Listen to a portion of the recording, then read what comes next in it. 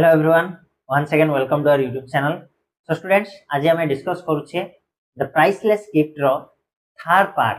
ठीक अछि, the priceless gift रो फर्स्ट और सेकंड पार्ट मु तुम मानको या पूर्व वीडियो गुडी करे होई सारछि आ तार डिटेल रे वर्ड बाय वर्ड एक्सप्लेनेशन मध्ये देछि, लाइन बाय लाइन तुम मानको बुझेछि. तो वीडियो को जदि एबे जाय देखिना हो तुम माने जाके देखि परिबो, लिंक डिस्क्रिप्शन रे अछि. से दिटा वीडियो को प्रथम जाके देखो, तापर एठु तुम माने बुझी परिबो इजीली. ठीक अछि. तो आरंभ करवा पूर्व चैनल नुआ अच्छ ताले सब्सक्राइब कर नबो, बेल नोटिफिकेशन ऑन करके ऑल रे क्लिक कर नबो. ठीक अछि. तो ए जाय हमें दीटा पार्ट रे पढिथिले. मैगी आ ता मा सहित मिसिचंती जाकी मिस्टर गुप्ता एवं मिस्टर गुप्ता को जणैछंती तांगर मा तांगर पुआ विषय रे जे से भारत रे अछंती आ जेहेतु तमे जने भारतीय से देथिबा मोदी जरिया रे देखिकी मते तार भलो मंद टिके जणाओ. तो ए जाय हेतिला आ मिस्टर गुप्ता जानी जे से मुदी रे किछि एमिति चमत्कारी जिनिस नाही आउ से कहि पार नथिले जे मु एटा केमिति कहबी, मोर हृदय रे एते टाण न जे मु ताको ए जिनिसटा कहि परिबी, मु ताको स्वप्न बा केमिति भांगी देई परिबी. ठीक अछि. तो वर्तमान थर्ड पार्ट कोन अछि देखो. Several months passed. I visited Maggie and Mrs. Bethy, but no news had come from Frankie. Mrs. Bethy was sick in a serious condition, aggravated by her anxiety for Frankie. ठीक अछि.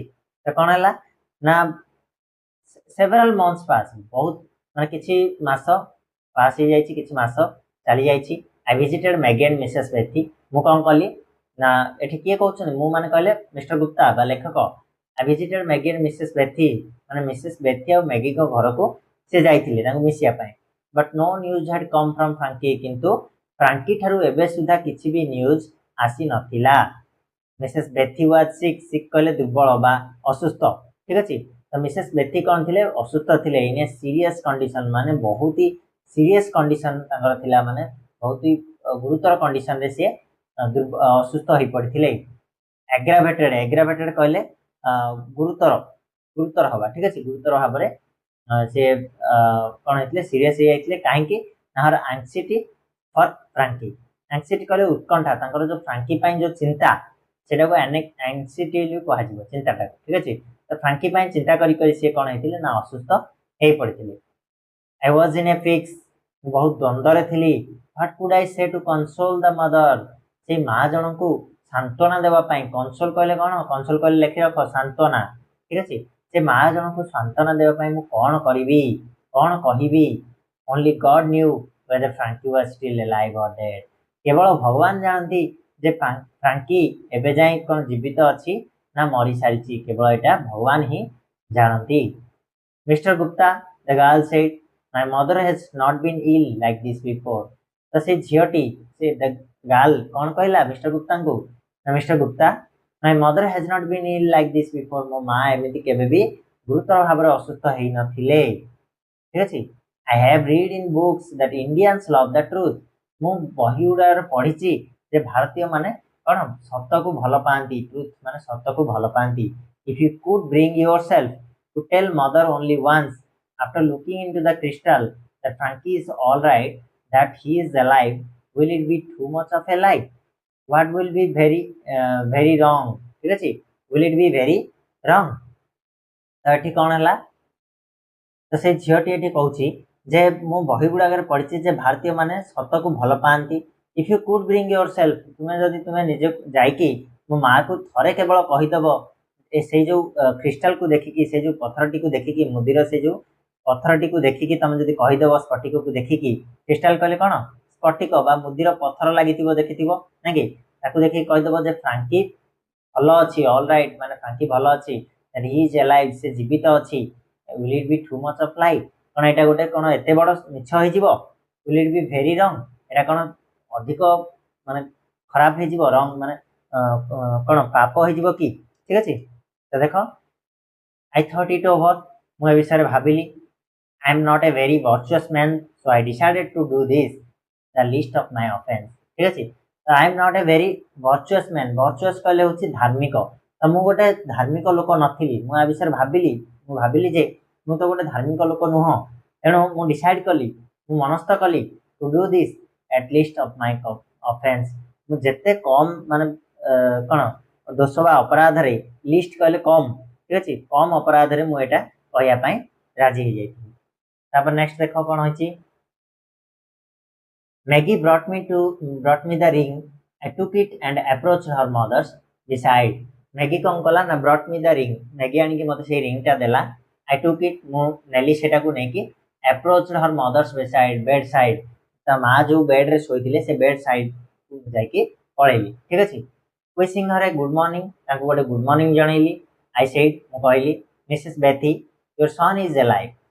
Mrs Bethy तमरो पुओ जीवंत अछि he is well ଆଉ से बहुत भला मध्य अछि the old woman raised her head a little off the pillow तो सेई वृद्धा जनक कोन कले ना तांकर मुंडटा को टिके रेज कले माने कहले कोन उठेइबा तांकर मुंडटा को टिके उठेले कोठू ऑफ द पिलो माने जो मुचुला रे सोईथिले से मुचुला रु कोन कले टिके मुंडटा को उठेले पिलो कहले मुचुला tears of happiness welled up in her eyes mrs bethy soon recovered tears of happiness खुशी रो जो कांद खुशी रो जो लुहाटा कोन हला ना तांको आखिरु बहिबा को लागिला welled up her eyes माने खुशी रो लुह तांको आखिरु बहिबा को लागिला मिसेस बेथी सुन रिकवर तापर मिसेस बेथी कोन कले जल्दी जल्दी रे रिकवर कर जाइथिले माने जल्दी से भलो हेबा को लागिले it was almost time for me to return to India एटा मोर भारत को फेरिबार ऑलमोस्ट टाइम हे सारिथिला I wish to go to say goodbye to Maggie and her mother.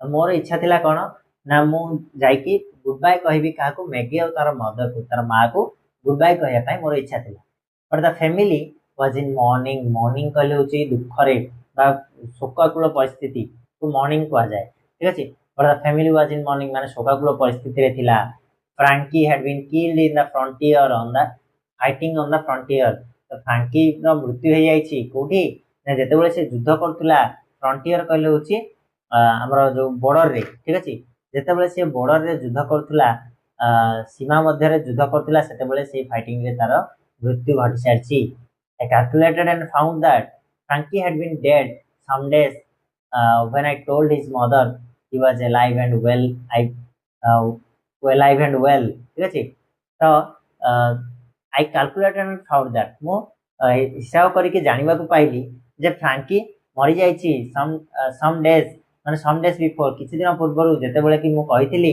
ता मां को जे फ्रैंकी कोन जीवंत अछि आ से बहुत भलो रे अछि बोली जेते बेले कहितली ता पूर्व कोन हेछि ना फ्रैंकी र मृत्यु हे सारछि I felt ashamed to face Mrs. Bethy, so I wrote a letter to them announcing my departure and bidding them goodbye. ठीक अछि I felt ashamed माने लज्जा ठीक अछि मु लज्जित हली मु लज्जा अनुभव कली काको फेस करिया पई मिसेस बेथी को निजर मुह देखिया पई मु लज्जा अनुभव कली सो आई रोट ए लेटर तेनु मु गोटे लेटर लिखली गोटे पत्र लिखली सेमान को अनाउंसिंग माय डिपार्चर मोर जीवा कथा जणे कि मु गोटे पत्र लिखली एवं बाइडिंग देम गुड बाय आ सेमान को गुड बाय जणे शुभेच्छा जणे पई लिखली पत्र ठीक अछि the morning of my last day in London down ठीक अछि तो जो मॉर्निंग थिला जो सकाळ थिला लास्ट डे रो लेखक आसीबे भारत फेरी जिबे तो भारत फेरीबार जो शेष मॉर्निंग थिला ठीक अछि सेटा आसी कि पहुंचथिला तार प्रत्युष आसी कि पहुंचथिला